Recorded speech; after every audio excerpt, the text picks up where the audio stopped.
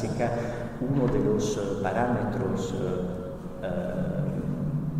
estéticos es el de la gracia. Es decir, que a las bailarinas clásicas se les dice normalmente que son agraciadas. ¿Qué significa tener gracia?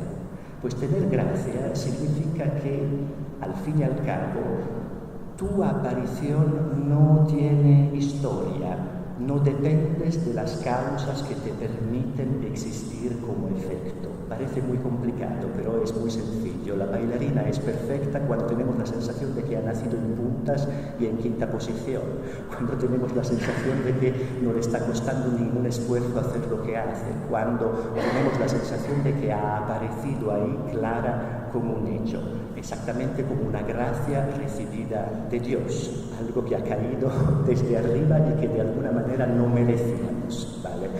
Toda la estética del ballet se basa en este dominio de los efectos puros, que son efectos que pueden prescindir de cualquier causa, que son como regalos justamente.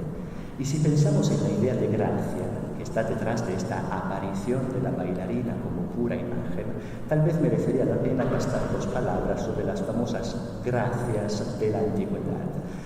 Las gracias en la antigüedad han recibido tradicionalmente muchos nombres. Se suele imaginar que fueran 3 y además se las ha llamado verdor, frescor y alegría.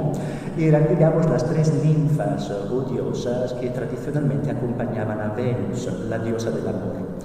Porque las 3 gracias típicamente describen algo así como el específico estado de gracia en el que todos vivimos cuando estamos enamorados y vemos la vida en rosa y el mundo es maravilloso y todo sale gratis, en un cierto sentido. Gratis, desde luego, también viene de gracia, ¿vale?